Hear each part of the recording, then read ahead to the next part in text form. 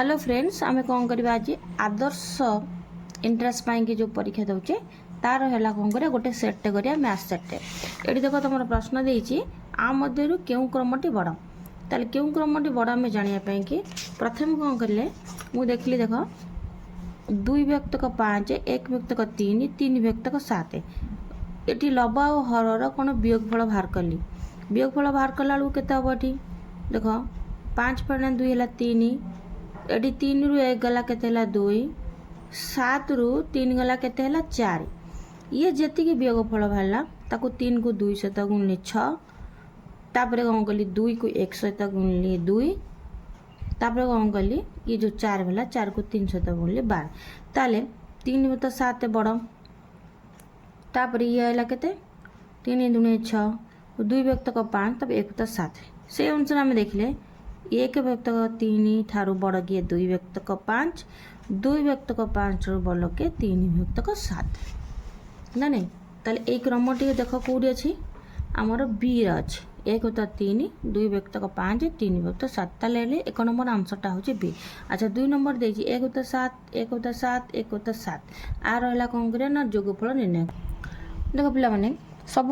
कौन करवा केमती कम समय भितर आम करवा आम जो गोटे कॉम्पिटिटिव परीक्षा देवा जाऊे अति कम समय भितर आम जमी फटाफट करिया आग देखीदेव लब हर भितर हर उड़िया समस्त सामान अच्छी ताल किसी लस आउ नंबर देखा 7 रखिदेव 1 2 3 3टा 1 बेसी गले 3 होगा ताले मोर आंसर है के 3 व्यक्तक 7 देख आर आंसर अच्छी के 2 नंबर 3 व्यक्तक 7 अच्छी ऑप्शन रे अच्छी तापर सेम देख 1 उत्तर 9 2 व्यक्तक 9 5 उत्तर 9 ये देख ये भी आमर करिया पड़ोनी देख हर सबू जाक सामान अच्छी ताले 5 2 7 1 8 ताले 8 व्यक्तक 9 आर कौन है उत्तर चली आसला सेमती 4 नंबरटा देखिया देख हर समस्त सामान अच्छी चले 4 3 7 8 9 9 व्यक्तक 5 हूँ आर उत्तर आपको आउ एतर मुहे मुहे शीघ्र मार खाता कलम किसी आमको व्यवहार करने को पड़ो नहीं। अच्छा 5 नंबर को जीवा 5 नंबर सेमती अच्छी 2 व्यक्तक 7 और 1 तो 7 भितर वियोगफलटा भी सेमती सहजियाटा देखा देख 5 नंबर आमर देछि कौन ना देख 2 व्यक्तक 7 फेण 1 व्यक्तक 7 ये है कौन अच्छी हर देख समस्त सामान अच्छी हर सामान अच्छी माने 7 पकईदेव 2 रु 1 फेरदेव केते 1 व्यक्तक 7 ताले आम उत्तर है कौन 1 व्यक्तक 7। अच्छा 6 नंबरटा लिखिया 7 व्यक्तक 9 फेण 4 व्यक्तक 9 फेण 2 व्यक्तक 9 अरे देख प्रश्नटा अच्छी कौन 7 व्यक्तक 9 फेण 4 व्यक्तक 9 फेण 2 व्यक्तक 9 ये कौन करदे आग ये दुईटार वियोगफलटा को आम बाहर करदे 9 7 फेण 4 केते ना 3 व्यक्तक 9 7 4 3 3 व्यक्तक 9 रु 2 व्यक्तक 9 फेरदे 3 2 गला के 1 व्यक्तक 9 उत्तर आमर पाईगले कौन 1 व्यक्तक 9 देख 6 नंबर ऑप्शन अच्छी कि हाँ 1 व्यक्तक 9 अच्छी। एबे देखिया क्यों भग्नांश जोड़ीटी सम भग्नांश अटे आ भर क्यों भग्नांश जोड़ीटी आम सम भग्नांश ताले आ भर कौटा सम भग्नांश जोड़ी आम जानापी प्रथम एटा को आम देखीदा ए अच्छी के 15 व्यक्तक 27 आ गोटे अच्छी कौन 20 व्यक्तक 35 आपको लघिष्ठ करवा लघिष्ठ अर्थ कौन लब को जो थे हरवा हर को से हरवा। अच्छा ये अबिका आमर 15 ये 3 कटो ये 3 3 5 15 3 नुआ 27 अच्छा 5 कटिले 3 कटोनी ताले 5 कटिले 5 चौ 20 5 7 35 तार यहाँ सम भग्नांश नुहे आपको देखा पड़ो आमको बी नंबरटा सेमती देखीदे 20 व्यक्तक 24 आउ 35 व्यक्तक 36 20 व्यक्तक 26 और 35 व्यक्तक 26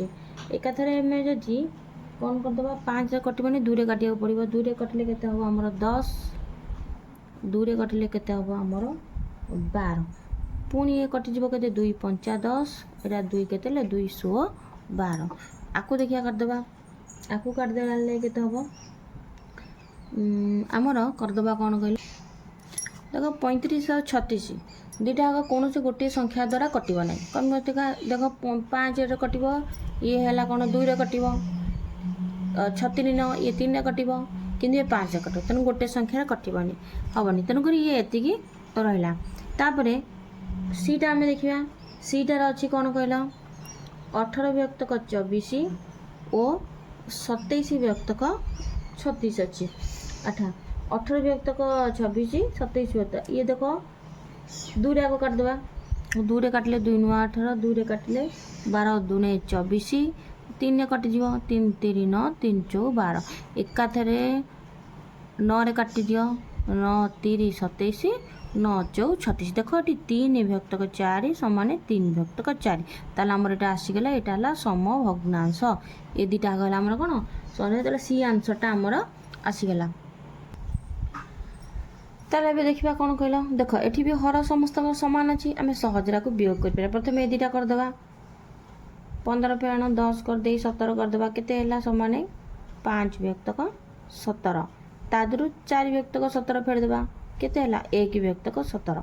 ତାହେଲେ 8 ନମ୍ବର ଆନ୍ସରରେ ଆମର 1 ବିଭକ୍ତକ 17 ଅଛି ତାହେଲେ ଆମର ଚାଲିଗଲା କ'ଣ ନା 1 ବିଭକ୍ତକ 17ଟା ଆମର ଆନ୍ସର। 9 ନମ୍ବରରେ ଦେଇଛି ଦେଖିବା 9 ନମ୍ବର କ'ଣ ଦେଇଛି 9 ନମ୍ବର ପ୍ରଶ୍ନ ଦେଇଛି କେତୋଟି 1 ତ 5କୁ ଯୋଗ କଲେ ଯୋଗଫଳ ଆମର 2 ହେବ। ଆମର ବାହାର କରିବା କେତୋଟି 1 ତ 5କୁ ଯୋଗ କଲେ ଯୋଗଫଳ 2 ହେବ। ତାହେଲେ ଆମେ ଦେଖିବା କ'ଣ କେତୋଟି 1 ତ 5କୁ ଯୋଗ କଲେ ମୋର 2 ହେବ। ଆଚ୍ଛା ଗୋଟେ ସାଧାରଣ ଉପାୟ ଆମେ ଭାବିବା ଉପରେ ଯଦି ମୋର 10 ହେବ ଉପରେ 10 ହେଲେ ତଳେ 5 ହେଲେ ଆମେ ତାକୁ ଲଘିଷ୍ଠ କରିଦେଲେ 5 2 10 ଉତ୍ତର ବାହାରିବ। ତାହେଲେ ଏଠି ଗୋଟାଏ ଅଛି 1 ଯଦି ମୁଁ ଏଠି 10ଟା 1 ମିଶାଇବି ତାହେଲେ ଉପରେ କ'ଣ ହେଇଯିବ ମୋର 10 ହେଇଯିବ। ତାହେଲେ 10 ବିଭକ୍ତକ କ'ଣ ହେବ 1 ତ 5 1 ତ 5 1 ତ 5 ହେଲେ ଆମେ ଜାଣିଛେ ଲବ ହର ଯଦି ସମସ୍ତଙ୍କ ସମାନ ଥିବ ତାହେଲେ ଲସାଗୁ 5 ଯିବ ତାହେଲେ 10 ତ 5 2 ତାହେଲେ ମୋର ଏଠି ଆନ୍ସର କେତୋଟି ଆସିବ ନା 10ଟି 1 ତ 5 ମିଶିଲେ ଆମର 2 ହେବ। ତାହେଲେ 10 ନମ୍ବର ଅଛି ଦେଖ 10 ନମ୍ବର ଅଛି 1 ତ 2 1 ତ 4 1 ତ 2ରୁ 1 ତ 4କୁ ବିୟୋଗ କଲେ ବିୟୋଗଫଳ କେତେ ହେବ। ଏଠି ଦେଖ ହର କାହାର ସମାନ ନାହିଁ ଏଇଠି ମୁଁ ଲସାଗୁ ନେଇକି କ'ଣ କରିବି ବିୟୋଗଫଳ ବାହାର କରିବି। ଦେଖ ଆମେ ଏଠି ବିୟୋଗ କରିବା 1 ତ 2 ଫେରଣ 1 ତ 4 ତାହେଲେ ଦେଖ 2 ଆଉ 4ର ଲସାଗୁ ପିଲାମାନେ ଲସାଗୁଟା ଆମେ ନିର୍ଣ୍ଣୟ କରିବା। ଦେଖ 2ରେ କଟିଲେ 2 କେ 2 2 2 4 ପୁଣି 2ରେ କଟିଲେ 2 କେ 2 2 କେ 2 1କୁ 1 ଓହ୍ଲେଇଲା 2 କେ 2 ତାହେଲେ ଲସାଗୁ କେତେ ହେଲା ନା 4 ମୁଁ ଏଠି ଲସାଗୁ ନେଇଗଲି 4କୁ ହର ଦ୍ୱାରା ହରିବି 4କୁ 2ରେ ହେଲେ 2 ପୁଣି ସେ 2କୁ କ'ଣ କରିବି 1 ଦ୍ୱାରା ଗୁଣିବି ତାହେଲେ 2 କେ 2 ପୁଣି 4କୁ 4 ହେଲେ 1 ପୁଣି ସେ 1କୁ କ'ଣ କରିବି 1 ଦ୍ୱାରା ଗୁଣିବି ଫେରଣ 1 ତାହେଲେ ଉତ୍ତର ମୋଟ କେତେ ହେଲା 1 ବିଭକ୍ତକ 4 ତାହେଲେ ଆମେ କ'ଣ କଲେ 1 ତ 2ରୁ 1 ତ 4 ଫେରିଲେ ଆମର କ'ଣ ହେବ ପୁଣି 1 ତ 4 ଏମିତି ଆମେ ଦେଖିଲେ ବି ଜାଣିପାରିବା ଯେ ଆର ଅଧା ନା ନାହିଁ ତାହେଲେ 1 ବିଭକ୍ତକ 4 ହେଲା। ତାହେଲେ ଏଇ କ୍ଲାସ୍ରେ ଆମେ 10 ନମ୍ବର ଯାଏ କଲେ ପୁଣି ନେକ୍ସଟ କ୍ଲାସ୍ରେ ଆଉ ଅବଶିଷ୍ଟ କ'ଣ କରିବେ ଯେମିତି ଆଦର୍ଶ ପରୀକ୍ଷାରେ ପଡ଼ିଲା ଭଳିଆ କୋଶ୍ଚିନ୍ ଗୁଡ଼ାକ କ'ଣ କରିବା ଆମେ କରିବା।